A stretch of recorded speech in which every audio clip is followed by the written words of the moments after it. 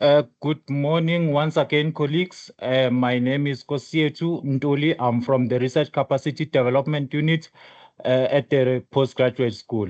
It is my pleasure to welcome you to today's workshop titled Turnitin Made Simple, a guide to managing plagiarism and maintaining academic integrity.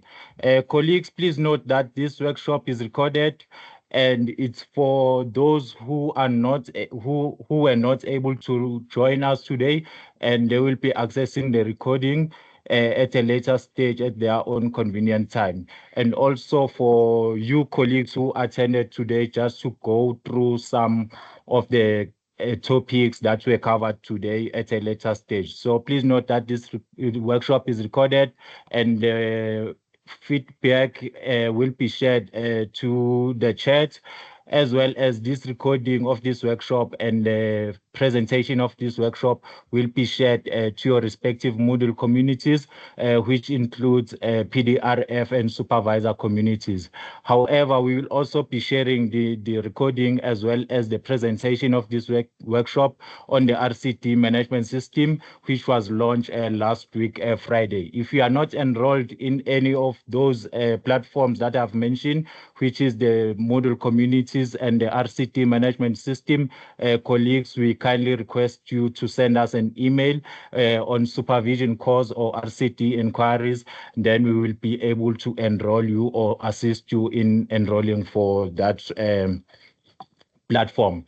So, colleagues, it is my pleasure for today to have you all in attending this workshop and to thank our facilitator for today, Mr. Melvin Diamonds, who is from CAT, who will be taking us through today's workshops. Just to understand, why do we have to attend this workshop? Academic integrity is the foundation of quality research and scholarly work. As supervisors, academics, researchers, and PDRFs, we all have a responsibility to uphold ethical writing and research practices. Turnitin is one of the most powerful tools available to assist in detecting and preventing plagiarism. But using it effectively requires a clear understanding of its functions, limitations, and best practices. So I think that is the main reason why we're having this kind of workshop for today, so that we can understand how to navigate around Turnitin to be more ethical and to prevent any academic misconduct.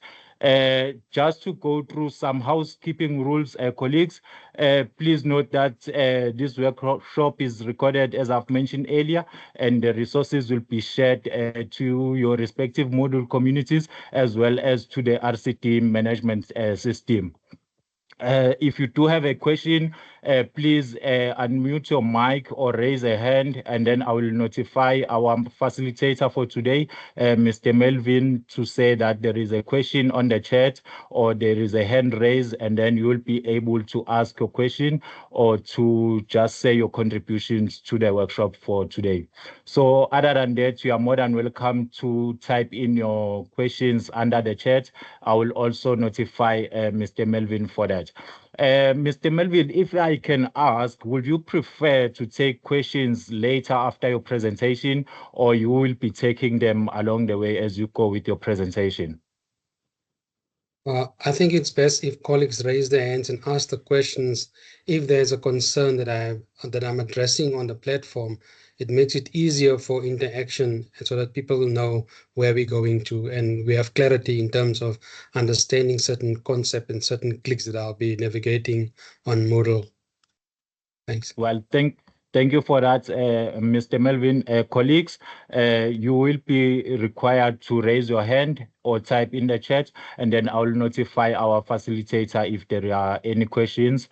Another thing, if you are joining in or if you have joined in, because now I will enable all your mics, we kindly request you to make sure that your mic is muted unless you want to ask a question or you've been appointed to unmute your mic and speak or ask a question. So without any further waste of time, allow me, colleagues, to introduce our facilitator, Mr. Melvin. Mr. Melvin Downs is from CAT, which is the Center for the Academic Technologies, as our facilitator for today. He is an instructional designer at CAT. He is responsible for online module design, lecturer and student training, guidance with content development and alignment and quality assurance of content. Mr. Melville's focus is to empower staff and students to be competent and independent in navigating the learning management system, which is now Moodle, and other supplementary apps they are using. He also aims to acquaint staff with the latest functionalities of the learning system, share ideas, and to be constantly aware of new technological research and educational trends. Mr. Melville, we are honored at the research capacity to have you as our facilitator for today. Before colleagues, I allow Mr. Melville to start the workshop. I'll be posting the evaluation feedback on the chat. We kindly request you to fill that evaluation. It helps us in terms of organizing workshop of this kind and getting the impact we are making with this workshop that we are presenting to you. Also, to ensure that you as a participant, you are getting a certificate of attendance after you have completed that feedback evaluation. It also helps us in terms of now reporting purposes and also to give feedback to our facilitators for taking their time to present these workshops. Mr. Melville, you can take the floor now. I'll be here to assist you should there be any queries or maybe some other technical issues. I'll be here to assist you with that. Thank you so much for honoring our invite and to facilitate today's workshop. We do hope and believe that our participants will have something to learn today, and also they will pass it through other colleagues that they are working with. Thank you so much, Mr. Melvin, for taking your time. You can now start with your presentation. Thank you, Mr. Intuli. Can I just share? Thank you. Colleagues, I hope you can see my screen. I just put it in presentation mode. You can yes, see my screen? Mr. Melvin, we can see your screen. Yeah, And thank you very now much. on presentation mode. Thank you. Thank you very much. I think to start off with the theme, Turnitin made simple is a little bit ambiguous for me. There's a lot of contention in terms of made Turnitin or make Turnitin simple. And I'll show you why I'm saying that in my presentation. Turnitin is one of those tools that we utilize to identify similarity indexes and generate a similarity report, unlike what other people are saying in terms of the plagiarism. And I'm highlighting plagiarism between inverted commas. So I want to start by making the following statement and say that academic integrity, like Mr. Ntuli just alluded to, is the foundation of a fair and ethical learning environment.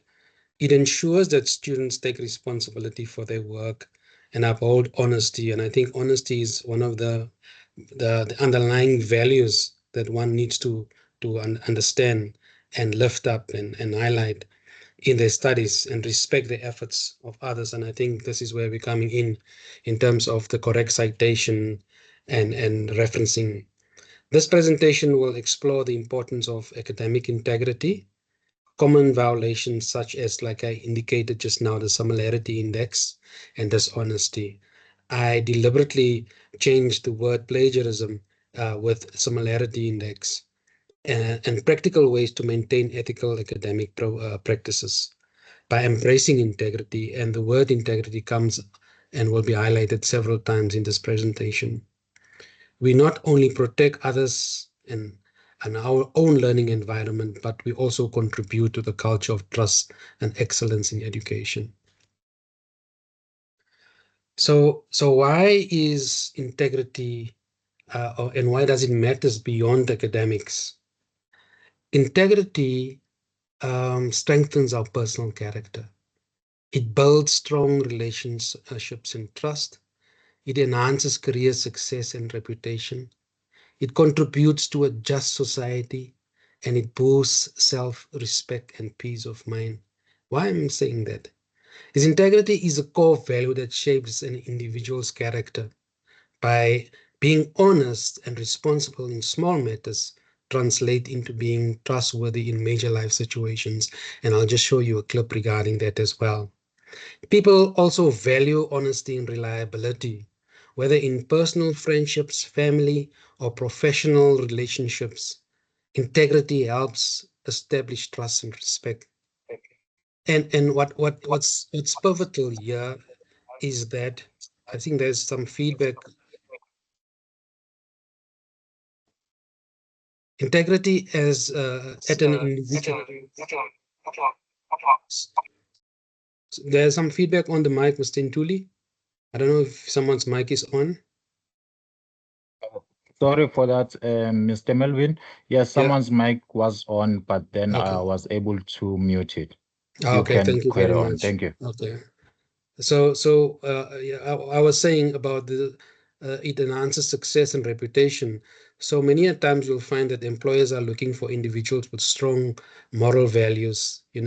A person known for integrity is more likely to get hired, promoted, and entrusted with important responsibilities. So, in a just society, integrity at an individual level contributes to ethical practices in communities, businesses, and in other workplaces. A society where people act with honesty leads to fairness and justice for all. Living with integrity means never having to worry about being caught in dishonesty. It brings a sense of self respect, confidence, and peace of mind, knowing that success was achieved ethically. And the following slide will just indicate what I'm just referring to in terms of ethicality. Now, this is a contentious two pictures that I've inserted in terms of academic integrity, and one can debate about the pros and cons of these pictures in terms of how people took shortcuts here and the dishonesty that I was talking about, the integrity that I was talking to about lay resulted in this uh, the bridge horror that happened in 2018 and also very recently in George building collapse. And you can take that to a debating school where the people who stood behind the I don't want to say the academics and the engineers who took shortcuts or allow people to take shortcuts in terms of integrity resulted to this horror crashes and building collapse and people died here and families were impacted and so on. And you can either you relate to integrity in terms of their work, in terms of their personal relationship or whatever, or you can just make your own conclusions regarding that. I'm just leaving it as an open question or thought, food for thought there. So the objective for this session are as follows: to understanding Turnitin, create a Turnitin assignment, and I'll be navigating through the slides and also the practical example in Moodle how to set up the assignment, submitting an assignment from a student's perspective and also from the lecturer's perspective, what the lecturer will mark and what the system will generate. Retrieving a similarity report and interpreting the similarity report and rectifying that and re-uploading it as a whole. I would also ask you and appeal to you to ask me questions and collaborate if you feel that I'm just, detouring you or I'm not clear on certain matters. So let us engage and let us displace the myth around what Turnitin is and should not be. But for starters, Turnitin should not be used as a punitive measuring tool. Turnitin should be used as a developmental tool, and we're emphasizing that constantly. So, as postgraduates, we all should be making extensive use of the postgraduate center. And I think the details was flipped over and over through the presentation. Before the presentation start, where to contact people. There are experienced, qualified writing consultants and advisors in our midst, people that can guide and assist us in terms of our readiness, ready and willing to assist us in our journey to become better writers. They are the people who assist students and not only lecturers or supervisors in that matter. So just for starters, let's put Turnitin into perspective. Turnitin is a system that compares text from one document against several sources. That's the bottom line. A licensed application software for matching similarities and prevent, I'm not using that word, plagiarism. Turnitin provides the results of a comparison in our original report where the match text is underlined, color-coded, I'll show you one, and then either the sources or similar document is highlighted in the database. The report indicates proportional of submitted work matched against other sources. The evaluation of plagiarism is an academic process, and I'm not going to highlight on that. So the primary purpose of Turnitin is to provide students with an interactive means of understanding and applying a citation and referencing techniques in their work, and to provide online grading to academic staff. And I think here the library has done an excellent job in terms of taking us all through numerous training sessions in terms of how do you cite and how do you reference. And what I've done with the tools, the OneNote, it's tremendous, and we all can knock on the door of the library people that can assist us wherever we go in the different campuses and so on. So Turnitin should be regarded as a developmental tool, like I indicated now. It is also valuable as a feedback mechanism to help students learn what constitute incorrect referencing and to help them develop their academic writing skills.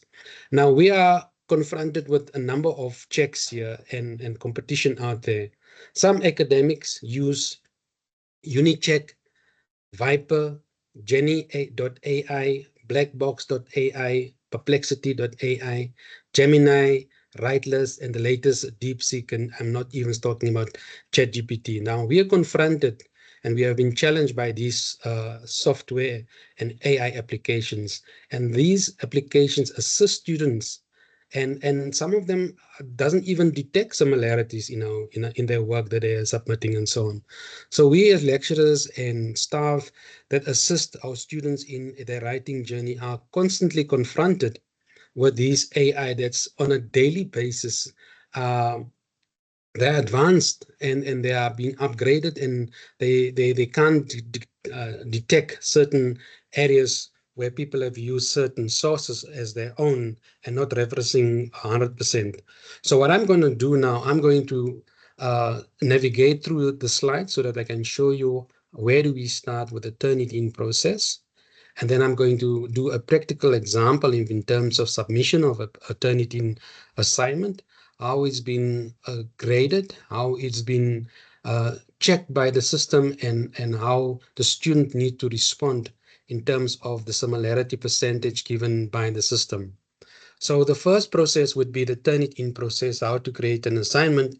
And this particular slides that I'm going to dash through would only be an example of what I'm going to explain when I'm going to the practicality.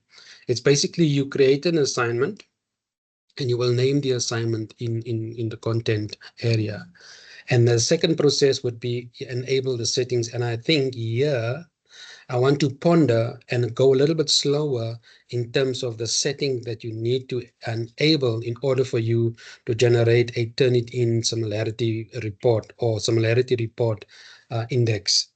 And then the next slide would be how to switch roles. Now, if you are also a student as a lecturer or supervisor, you can then switch roles from a primary instructor or primary lecturer to a student and then submit your work for checking purposes or for similarity checks and so on. Then you can also go to the view the report, which I'll show you just now. If a student has submitted the report, and then a similarity percentage would be generated. And based on that, you can then work through your document and rectify and do the proper referencing as per referencing techniques and so on. And the last, then, if you submit a report, you will receive a digital report or digital receipt, and it also the submission made to the assignment. So you will receive an email via the system indicating that you have submitted your Turnitin report or your Turnitin assignment in order for you to receive the digital receipt. So these are evidence that you will receive from the system. Also, On the other hand, these are the reports if you have submitted a Turnitin report. This is just an example. If a report has been submitted, you will look at the highlighted areas as per explained in the presentation above, what the different color codes mean and what it entails. And now you can look at your right-hand side, your match overview, and start working on the 8%, 2%, and 1% if you so wish to change those referencing areas or techniques that you want to improve on, so on. And the last one is just to look at how you will focus. This is just an example, amplified example of all the publications and the sources that you have utilized, and you can start eliminating or reducing some of the 13%, and you go down to 1%. Now, I don't think, and I think colleagues needs to guide me here in terms of the acceptable percentage that different faculties allow. I know some of the faculties allow between 10 and 15% as a similarity index. I don't know whether some of them are having a higher, acceptance rate or not. They need to speak to me regarding that, but I'll come to that just now. And then also just the interpretation of the report. And here, a high similarity score doesn't automatically mean plagiarism. A low score doesn't guarantee originality. And this is where AI comes in, colleagues. And also, students are putting their work through AI, and AI is generating a specific content area and context, and you upload your content again, and the system just generate a lower and lower percentage, similarity percentage, and you think that the work is original. So we need to be aware of that. And I'll just highlight what the Turnitin similarity report also indicates in terms of the match reviews, the check citations, how you need to paraphrase and summarize. You need to consult the writing consultants, and you focus on academic integrity if you are uncertain. What I have also done is I have inserted a video clip in my presentation for you to use as references in the event that you are going to your Turnitin settings, just to refresh your thoughts, or the methods in which you are going to do your settings. So I'm just going to scan through over it so that you know that there is a referencing video to assist you in doing your Turnitin settings. And this is the video, the next setting that I was referring to. This is the video. I'm not going to play the video. It is there. It is referenced. The links is there. You can utilize that. So I'm going to go over to that. What I want to focus on is the UJ and AI, like I've just indicated. So UJ recognizes the benefits of generative AI for learning, teaching, and research, underscored by the following principles for responsible use. And I hammer on this word, responsible use. So we need to be informed, we need to be transparent, we need to be ethical, and we need to be responsible in our use. Now, what does it say to be informed? Before we use the generative AI tool, you should research who and what company develops the tool, how it was developed, how it works, what functions it can perform, and what limitations or risk it presents. Now, I've given you a couple of examples in terms of, excuse me, from Gemini to DeepSeek, ChatGPT, UniCheck, and so on, that lecturers are using, or students are using for that matter. Some of them are transparent. They indicate the tools that I've used, others are not. Others are upfront and say, I have, and they're referencing the AI. Some are not, and they are not ethical. So being ethical, distinguish between your work and AI-generated work. We know that sometimes I use ChatGPT, I use some of the AI, and I acknowledge it, and I use it for baseline, for baseline probing. It generates ideas, and it gives me an idea that I never thought of I could start from. So there's no wrong in it, because I'm not using it without referencing it thoroughly or properly. So I need to be responsible in using it my writing and research, and it inspired me. It brainstormed some of the areas in my brain that I never thought I could ignite, and so on. So and rather produce my own literature and use AI, and also triangulate with other scholars and writing, uh, books, authors from books and publications and so on. You can generate your own ideas, and you can always compare. And like I said, you can triangulate what the system has generated versus what you have generated, and so on. So colleagues, in conclusion, academic success needs to be empowered by the utilization of the Turnitin tool that's currently there, and probing the original writing through integrity. All right. We also should look at what the system produces versus the library. And I always maintain that there are millions and millions of books in the library, and I doubt it whether the AI companies would all upload such valuable work from all the authors throughout the different faculties and different genres and fields to gather all the content in detail from from the library and scripts that's been written and so on. So in conclusion, I just want to say, we need to enhance and collaborate with the system, with scholars, with authors, with publications, with books.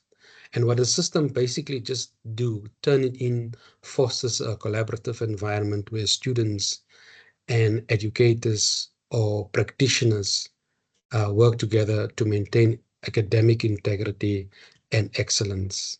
And I'm just going to stop there before I go to the practicality of showing you how to navigate through Moodle before I'm going to answer some of the questions. So if there's any questions at the moment, you can start, raise your hand and ask the questions so that I can just prepare myself for the Moodle navigation. I see there's a hand.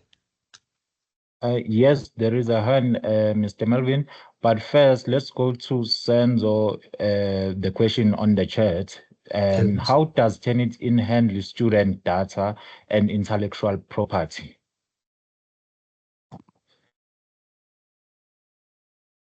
I don't understand how does Turnitin how does it I can't understand the question. Just repeat that for me again. I just want to gather my thoughts around what Turnitin does and Uh, doesn't do. So just rephrase the question, or just repeat the question for me. well, how does Turnitin handle student data and intellectual property? Right. Colleagues, just know that Turnitin is a tool that compares the student submission versus what is currently out there. May it be other publications, may it be other books, may it be internet sources, may it be journals of other authors and so on. Turnitin just compares it based based on what the student have submitted. Turnitin does not handle any data. Turnitin does not configure data. Turnitin does not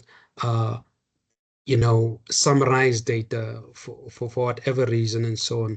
And the intellectual property of any student belongs in the domain of the students. Turnitin does not own anything. It just assists you in terms of generating a similarity report so that you can up your writing skills or improve your writing skills in order for you to get a lower similarity index percentage. And this is basically what Turnitin does. Turnitin does not secure data and use data, the students' data for later referencing or whatever the case may be. I hope I have addressed or answered the question in a way. Uh, Thank you so much, Mr. Melvin, for that. We do hope, was it Senzo is answered? I saw the reaction. Now we go to Dr. Joel. You can go ahead and ask a question. Good afternoon, everyone. Thank you so much, Mr. Melvin, for the presentation. I just wanted to find out in terms of the settings for Turnitin. There's a section that speaks about whether we want to save the information in the student repository. Are we allowed to say no with that, or do we have to say yes? I just need to know to have clarity on that. Thank you. Okay, I'm gonna stop sharing and then I can just dash to the I'm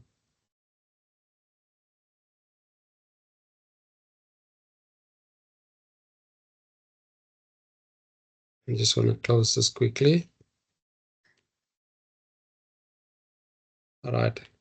I just want to share my screen again. Colleagues, remember I said I'm going to the practicality of Turnitin in terms of how do you do your settings and so on. So before I get to that practical example, if there's any other any other question which I'm not going to address or not touched on, because I'm going to the practical aspect of the settings, which I think is important for everybody to look at, and then I can take other questions.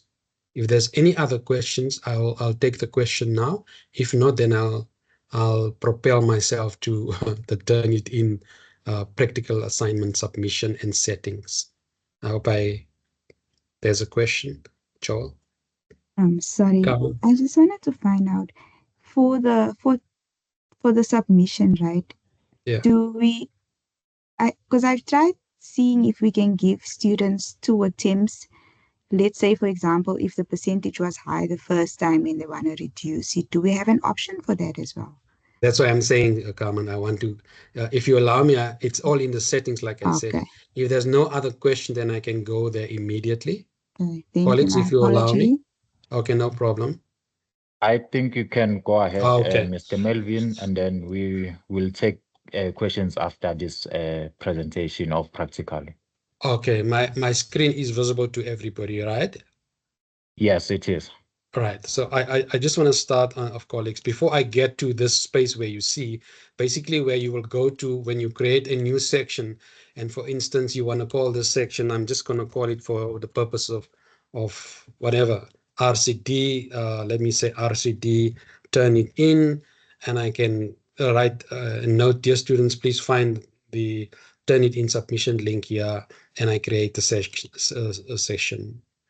And then after creating the session, I would then go down to turn it in, create a learning activity, or I can go straight to turn it in, and you will see then I'll just call this RCD, turn it in assignment. All right. And this is where I'm going to stop and so on and go through the presentation. So I'm just going to save and display so that you see what I meant with it. Okay, so this is a Turnitin RCD assignment. You see there's 20 students in my class, and these students would be able to submit, but I haven't done any settings. So I'm just gonna scroll back or divert back to the Turnitin assignment that I have set up. So that's how you're gonna set it up. But what's important now for you to know is the settings. So I've created that assignment, and this assignment is here, the Turnitin assignment, the very same. But there's difference between the two, and this is where the settings is important. I will click on it. I'll go to edit settings, and it opens up the screen. And this is where I'm going to insert my summary or my note to students. May it be a chapter one, may it be a proposal, may it be a thesis. You will put your summary or your communication to your students, right? Then you will display it on your course page like I've just indicated.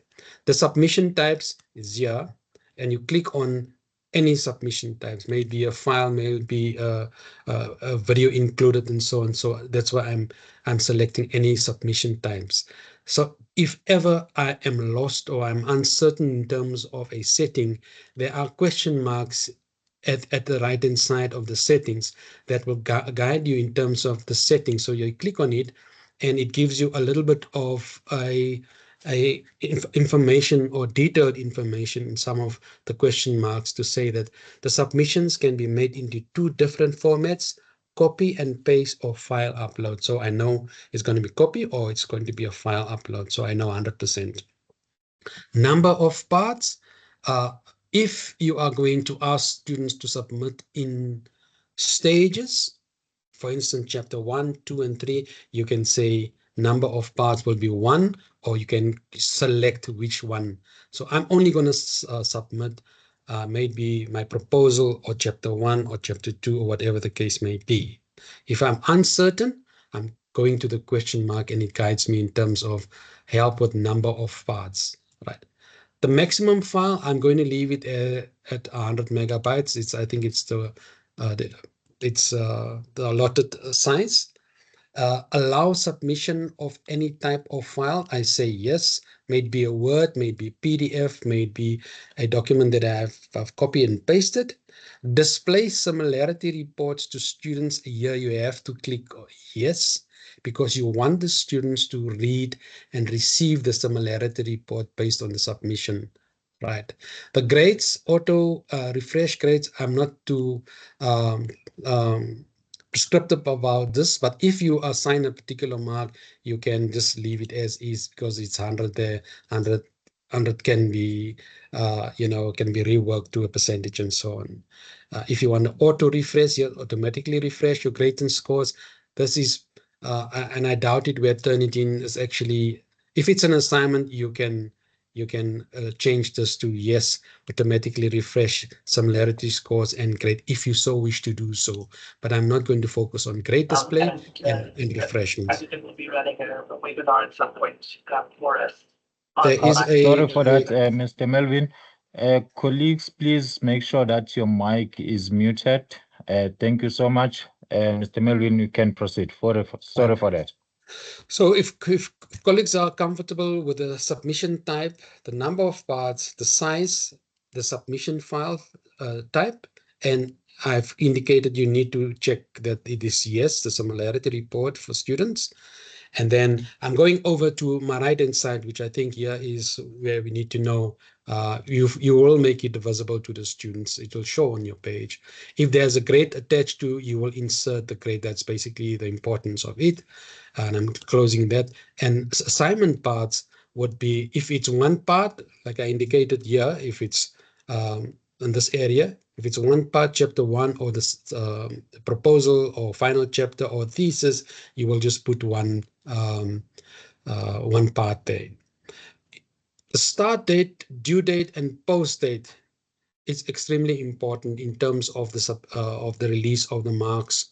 You can see this assignment has been opened from the 11th of March.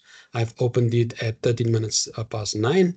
And the due date would be the end of April 2025 at 11 o'clock or 12, almost 12 o'clock and so on. Now, you see the post date. So students have almost a month to submit this particular assignment or work on a proposal or whatever the case may be. You can set it up according to your space or your period that you allow either the student or your students in your space to submit a proposal or chapter 1 or their final thesis. Other lecturers prefer the end of the year so that it gives the students or allows the students to submit and resubmit based on the similarity report if it's above a certain percentage. And I think one of the questions alluded to, can you resubmit? You can, based on your due date. Obviously, if your due date is the end of November, the post date obviously should change. Now, what is the post date? The post dates allow you to release the marks on this specific date, and it should be later than this due date and so on, to allow the lecturer or the supervisors to mark your assignment or to mark or to go through your resubmissions or your submissions and rectify and give you feedback and so on. So the post date would be the last date in which the marks would be released to the students. I hope that one is clear. Right. Then we come to the similarity reports options, and this is where the question emanates from. Allow submissions after due date. All right, I've given the students almost 9 months to submit. I say no because I want to release the marks at the end of December or the middle of December before I close. Report generation speed, and I'm gonna click on this one so that you can see the difference between the three. Generate reports immediately. Students cannot resubmit. I'm not selecting that one. I'm selecting the default one, generate reports immediately. That will be in the next minute, 2 minutes, an hour, so on. And after 3 submissions, a report will generate after 24 hours. In other words, if a student submits this afternoon or today, the next submission will take 24 hours for the students to receive his next report, and so on and so on until the due date. So I'm selecting this one here in order to allow for the students to resubmit and rectify if there's a high similarity index based on the report. I hope that one is clear. Store student papers, you click on it. If the student is still busy with his research or his assignment, I'm going to allow the repository to be no, right? The minute I indicate standard repository, the system will capture the detail of the submission and store the submission. So whenever there's a resubmission again, the system will indicate there is a higher similarity index report that will be generated. So for the purpose of resubmission, colleagues, I urge you to put no repository so the system does not keep it in its repository. Then there's also a note. Note if you do not select yes for at least one of the following, similarity report will not be generated. Check against stored papers. I wanted the system to check against internet resources or sources, against publications, journals, and periodicals. Yes, I want to do that. And I'm excluding these 3. And there's no small indicators and so on. So if you're uncertain about that, just click on the question mark here and the question mark will guide you and so on. So I have at least checked one of these boxes as a yes, and I'm comfortable with this, and I'm going to close similarity report index. Right. Grade mark options. All right. Generate. I'm done with that. Sorry.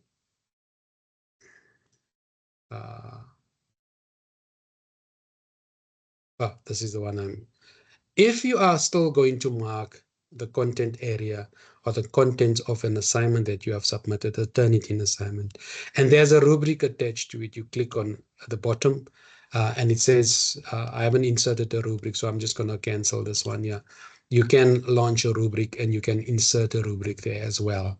And you can mark the students' work on a rubric in Turnitin. If not, you just leave it as is. If you merely want a similarity report index, you're not going to fiddle on mark options and so on. All right. The common module settings restrict access, activity completion tags and competency is not relevant for this particular exercise. If there's a proposal submission, you're not going to look at a restrict of access unless you have other reasons for that and so on, or activity completion. I can just mention activity completion. If you insert an activity, a Turnitin activity, as one of your semester assessments or tasks, and you want to monitor and you want to extract a report, then you can click on activity report and you enable this particular tracking. It's basically to track whether the students have submitted an assignment or an assessment. You can activate or enable this if you so wish to do so. And I will show you above on this admin wheel where to extract that particular report if you track the students. If you're not going to track the students, I would recommend you just leave it as is. Competencies, if you are, or if there's a particular requirement where you say the student must score 60% in order for you to advance to semester 2, then you come here and you are inserting a competency report and so on.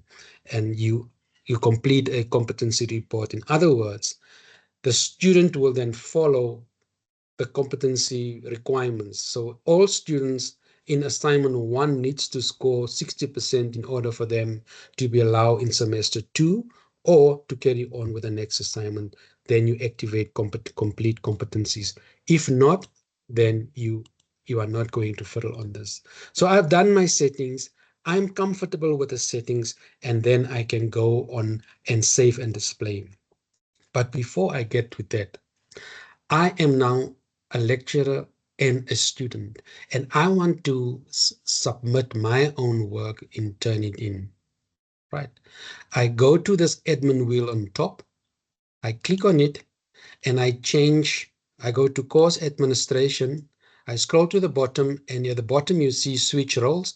I click on it, and I change my role as a student, and then the system will then generate this particular screen for me.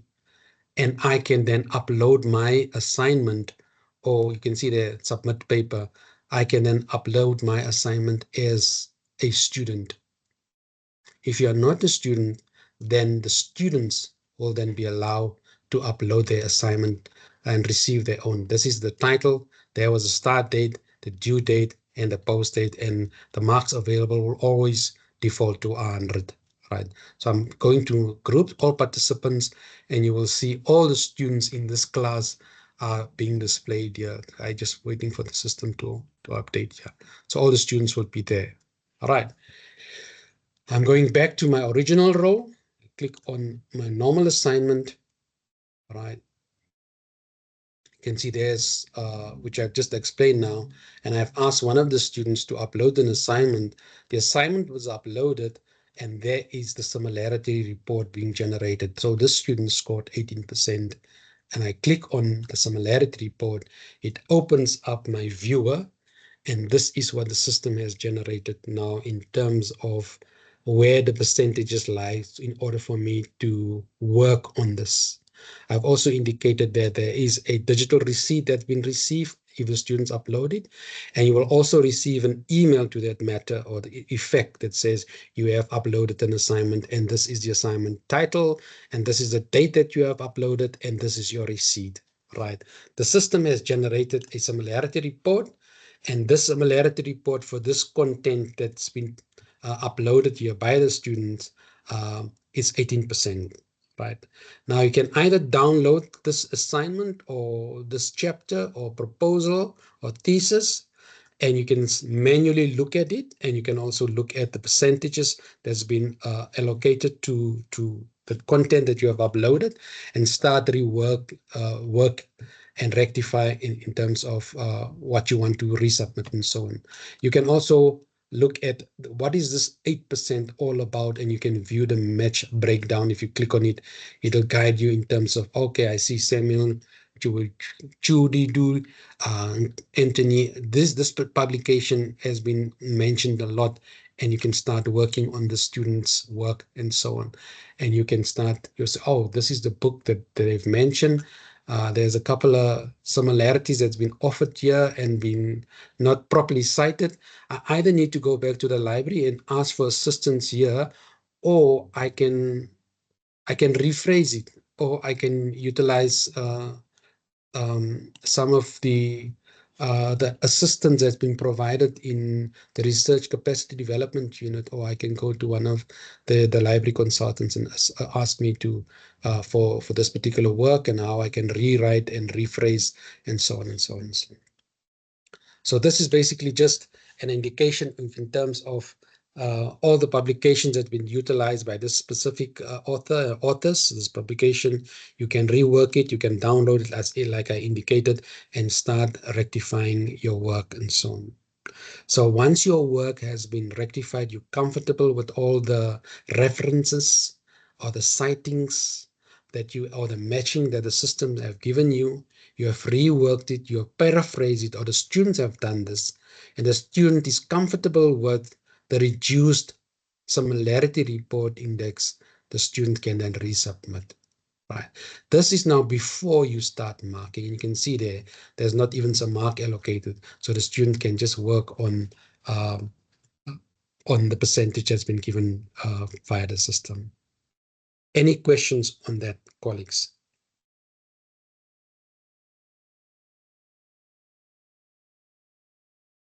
So, colleagues, if you do have a question, just unmute your mic and ask. Okay, I see there's a question, a hand raised by Kosa, Dr. Kosa. You can go ahead. Yes, good afternoon, colleagues. Just to check whether can one download the report and not the entire can one download the similarity index report but not entirely the entire assignment that has been submitted?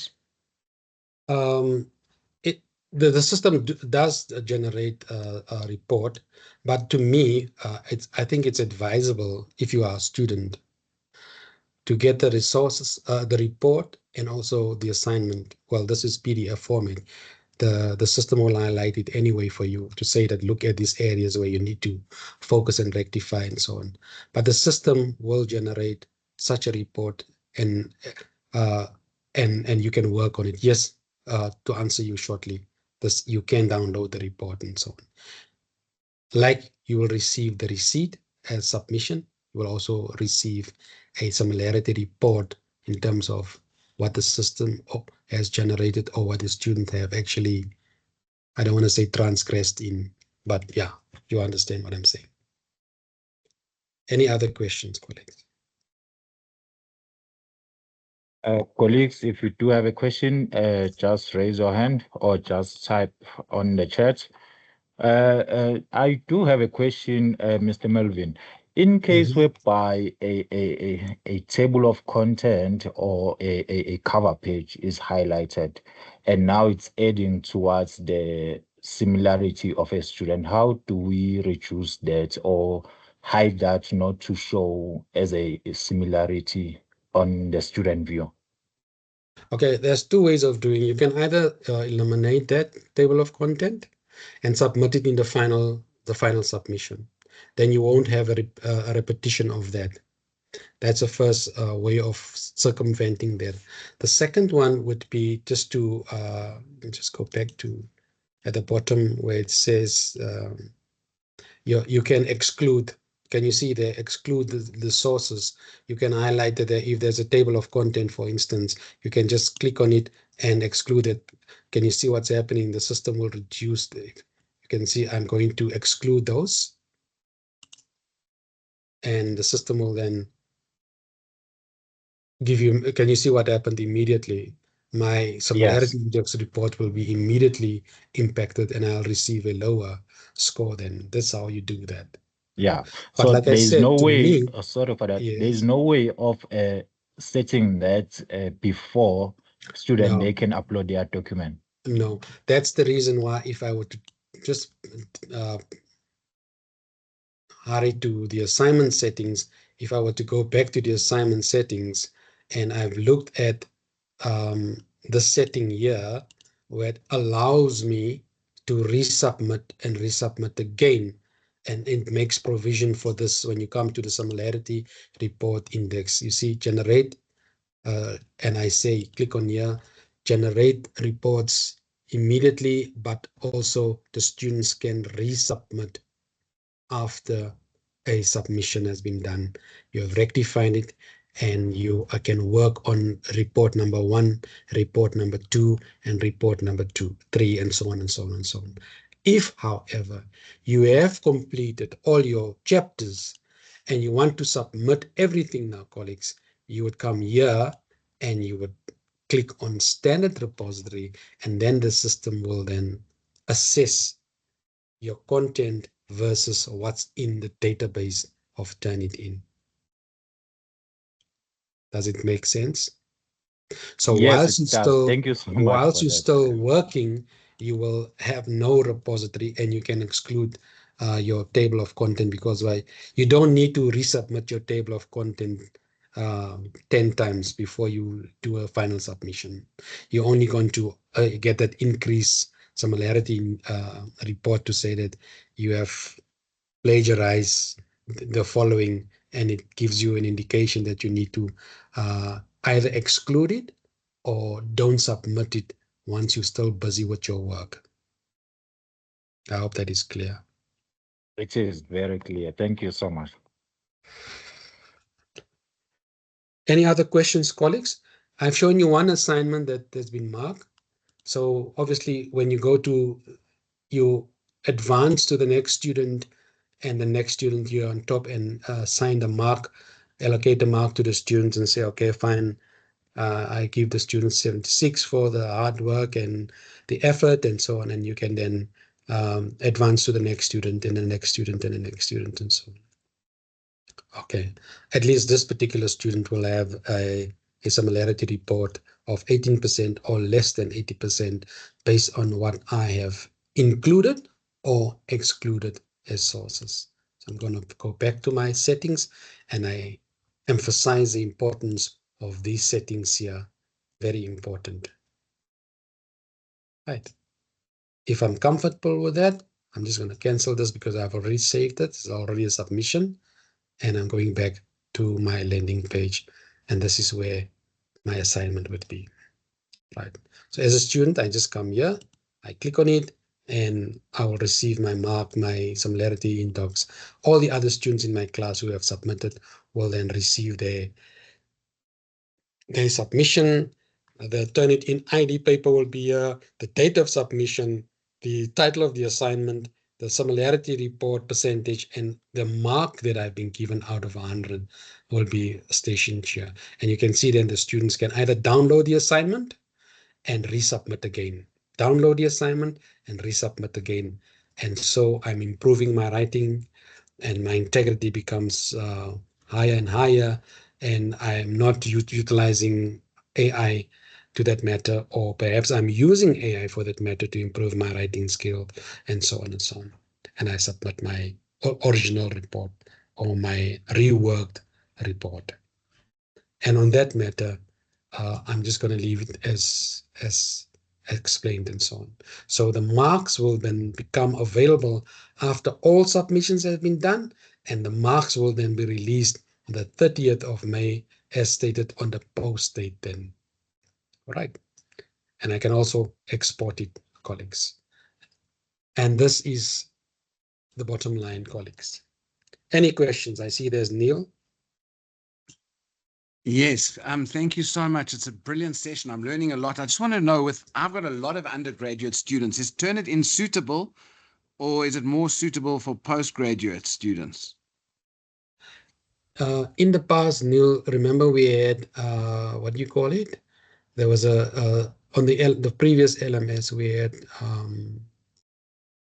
not Turnitin. I can't remember the other. Safe assign, safe Safe assign. assign. There, you spot on. Safe Yes, assign. yes. But seeing that we don't have safe assign in Moodle, Mm, you can utilize Turnitin for that matter. But my question okay. immediately would be, Mm, why are you using Turnitin for undergraduates? mm, That's my question. exactly. Yes. Why do you No, want to use it? no, it would be as an anti-plagiarism tool. That's for an That, assignment. no, you shouldn't be using the word anti-plagiarism. You Okay. understand? Yes. So it's about development, and remember we have support structures at the university. We have the writing center Yes. that guides the students in terms of how do you write correctly. Mm, We have the mm, library there that can assist our students in terms of read and write and understand. We have the mm, resource center there to assist our students. So we need mm, to channel the students in the right direction instead mm. of utilizing the Turnitin tool which is Oh, actually meant for postgraduate students, mm, so that students, when they come to the fourth and fifth year or whatever after their first degree, they can mm. venture into the Turnitin assignment or Turnitin tool. Otherwise, it's just, to me, basically, it's going to be a waste of resources. But if you desperately want to Mm, assess how students are writing, then obviously mm, I'm not saying you can't use it. mm. Thank you so much. That helps a lot. Thank you very Uh, much. I've also just on that matter as well, I've seen lecturers use a Turnitin tool before a final assignment.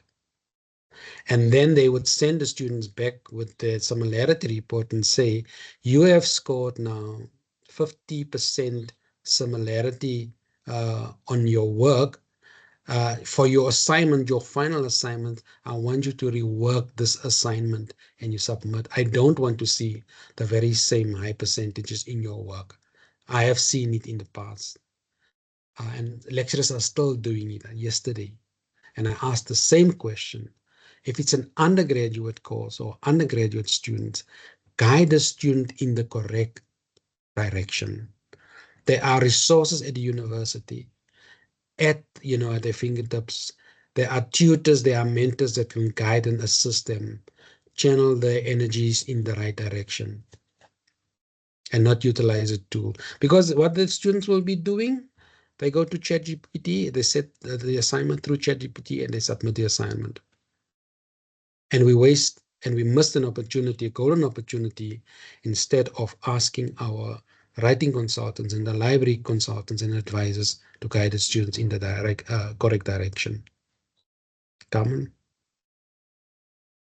I just wanted to find out, are we allowed to exclude, there's a section where it says exclude the number of words. Are we allowed to do that? And then I'm not sure, did Mr. Melvin say that we shouldn't use it for undergrads, Turnitin? With, And just go back. yes, it's at the bottom here. Yeah, exclude small matters, matches. Yes. Are you referring to you? So once you've indicated yes or no, yeah, one of the the areas no.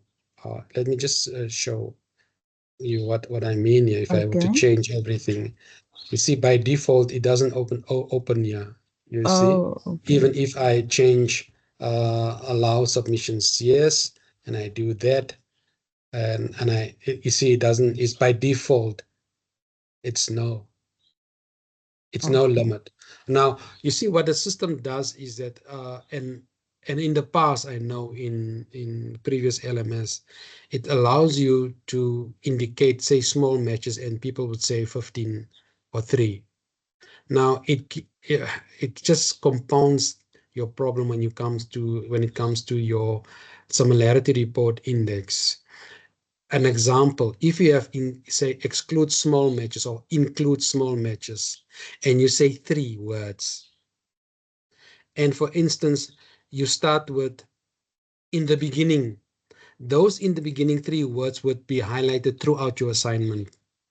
In other words, if you constantly use a word in the beginning, the system will highlight it. In other words, henceforth, 1 word or 3 words, save and display. Save and return to course. If you say 4 words, for instance, so all those 4 words, 3 words, 10 words in a sentences will be highlighted. And I can tell you that report would look like a Bloody Mary, if I can use that concept. So that's why the system by default has graded out now, in order for you to not pull out your head and scream at the student and so on. So it makes it easier for us and so on. So I'm just going to go back to the settings. You say yes, generate report, yes, no repository, yes, against internet resources or sources, yes, yes, and it grays out this area and so on. All right. I hope it makes sense. Thank you. Any other questions, colleagues? I just wanted to find out about the undergrads, if we are like allowed to use them or not, based on the comments earlier. Thank you. What I'm saying is I'm not discouraging the use of Turnitin. That's the only tool currently that we have in Moodle. If you feel comfortable in using Turnitin for undergraduates, you're most welcome to do it. But my argument is that we have resources available. The library is there, the consultants and advisors are there in the library. We have writing consultants, we have tutors and mentors. We have the research capacity development unit that assists students in terms of how to write properly. And I know we have a backlog in terms of our standard of reading and writing at university, but there's a golden opportunity that we are confronted with now to guide our students in the correct direction, instead of just utilizing a tool that guides them in terms of the similarity and rectifies, and we want to take shortcut. In other words, that's just my take. You can differ from what I'm saying to you. It's like I also say, in the past we had Neil, what's that concept Safer again? sign. Safer sign. Safer sign. It's I Yeah. used it all the time. With Yeah, all my yeah. students. So now we don't have safer sign. Sorry for that. And then, yeah. So that's just my take, Carmen. Thank you, Mr. Melvin. Melvin. Thank you, Mr. Melvin. Thank you, Carmen. Any other questions, colleagues?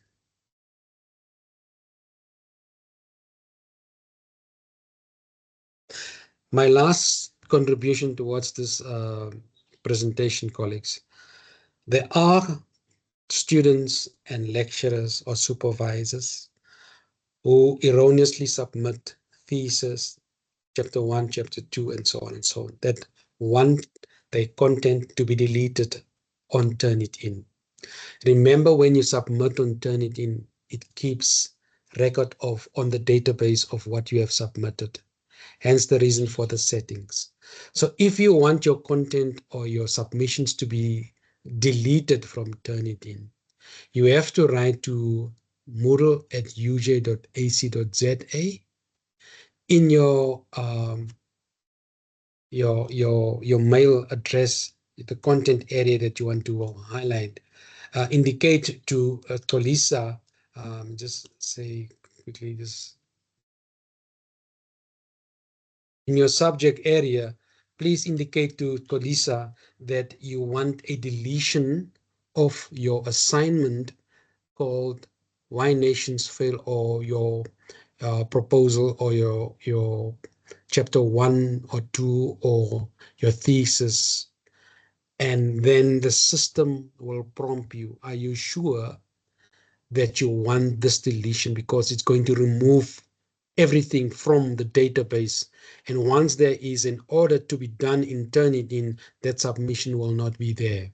So you need to make absolutely sure that if you request for such a deletion from the CAT colleagues, you are 100% sure that you want that action to be executed. This is just a note of caution. Thank you.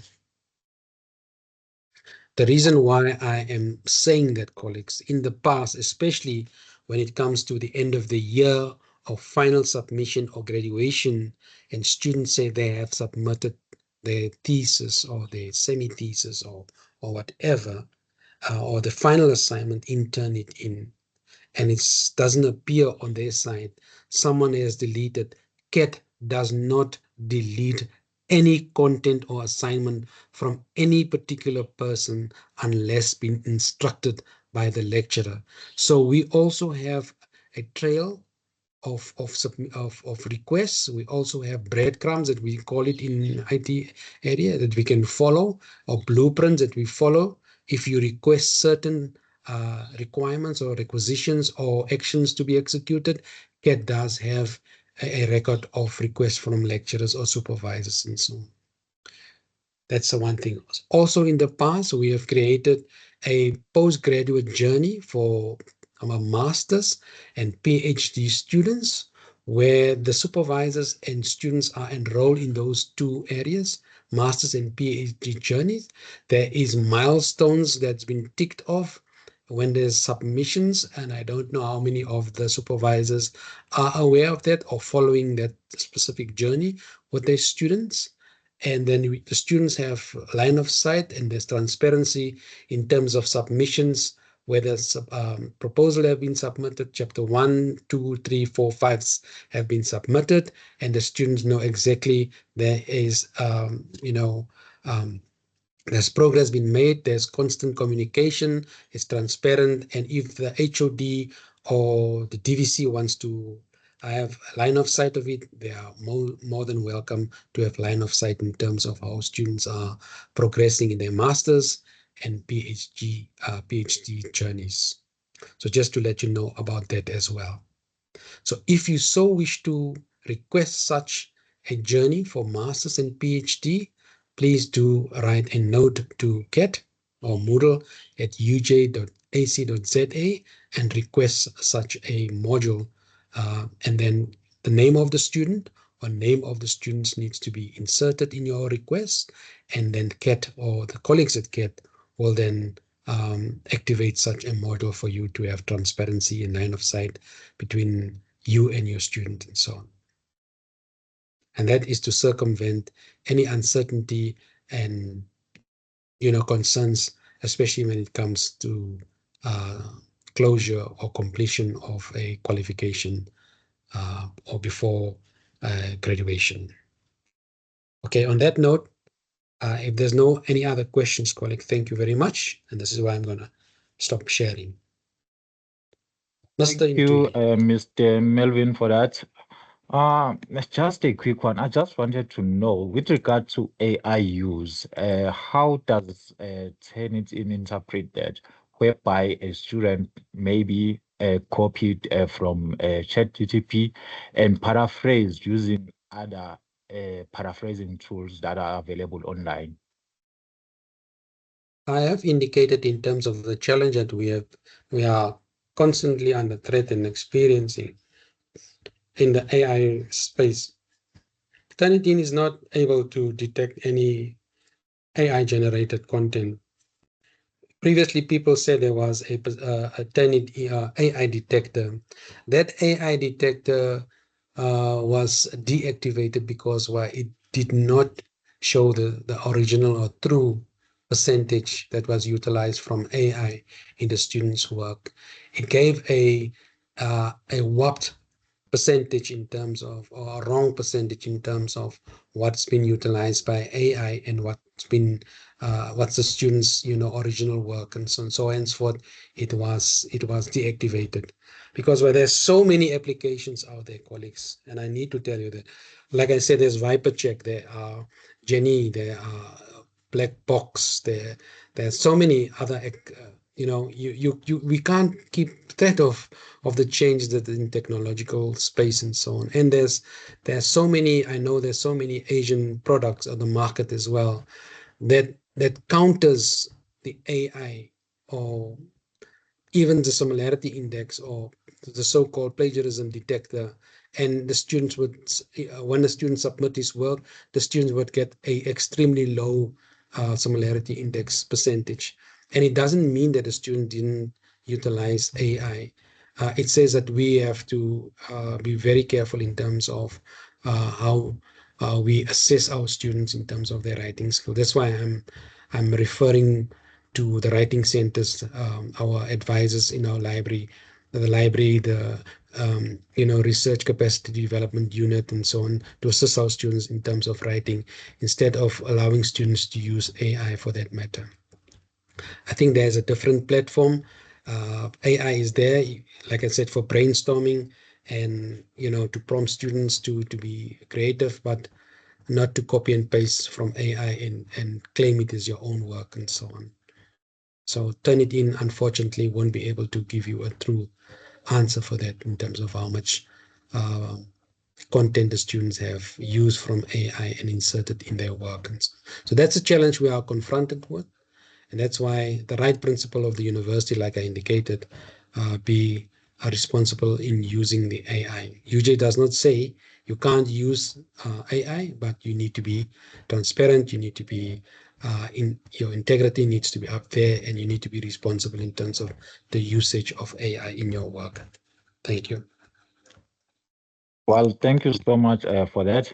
And just to add, I think if a library and the research capacity development unit will now foster or have more workshops, and even supervisors encourage their students to attend workshops whereby they are teaching students on how to use AI ethically, because we cannot run away from it and say students shouldn't use AI.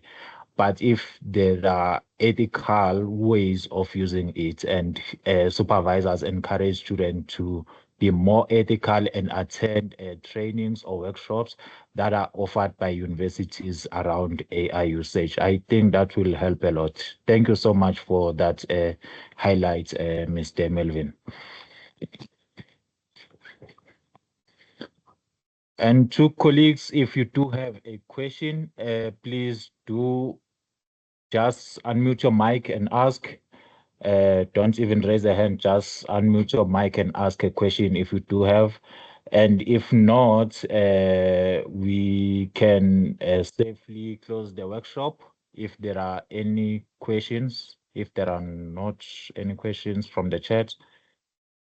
And yeah, so, okay, I see there was a hand. Yes, Neil, you can go ahead. No, it was very useful. Thank you so much. I enjoyed it. Thank you. Well, thank you for that. Thank you also to our facilitator, Mr. Melvin, for taking his time and facilitate this kind of workshops to our supervisors and researchers. Thank you so much, Mr. Melvin, for that. To colleagues, if you do have a question, please just unmute your mic and ask.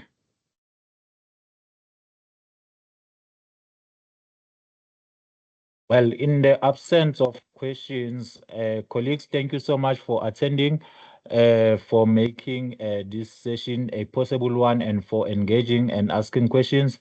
And thank you to our facilitator, Mr. Melvin, for taking his time and presenting this very informative and insightful presentation on this topic of today on the usage of Turnitin and understanding how it works and how we can set it up as supervisors and researchers. Thank you so much for that. Colleagues, I've shared a feedback evaluation on the chat. We kindly request you to fill that feedback in.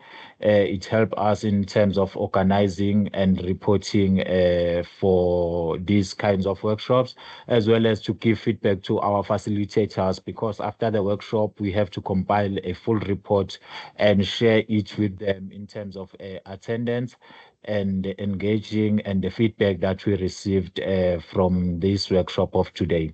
So thank you so much, colleagues. Please take your time and fill that feedback in. Tomorrow we have another workshop or a panel discussion on mentoring the next generation, insights from senior and emeritus professors on research and academia.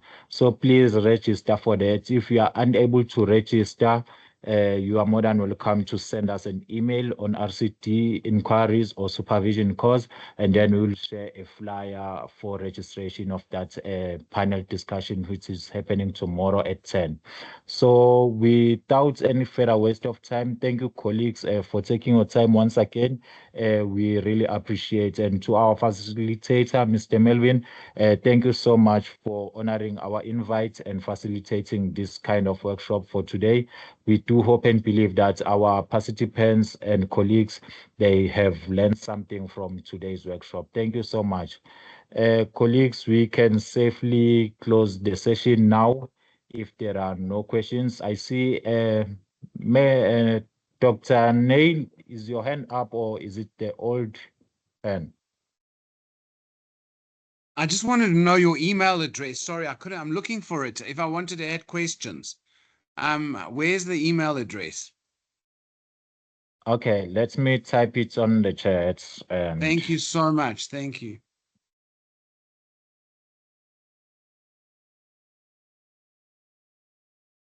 Okay, colleagues, if you do have any questions related to workshops, upcoming workshops, or the workshops that you have previously attended, we do understand that some of you didn't get a certificate of attendance because we were now integrating our system to the ULink. If you are not registered in that system, please visit ULink, log into ULink and go to under services. And the last option will be RCTMS, whereby you will be register your profile and you will now have access to all the upcoming and previous workshops and see our upcoming events and seminars that we are having also to book and encourage students to book for a consultation with our writing consultants, which are available online and on site, and then they are free of charge for that service. So it's a platform that entails everything or all the services that are available here at the postgraduate school. So if you have a question or a query related to that, just email us on supervisioncourse@uj.ac.za, and then we will attend to your query. Thank you, colleagues, for attending once again. Thank you so much. We can now close the session.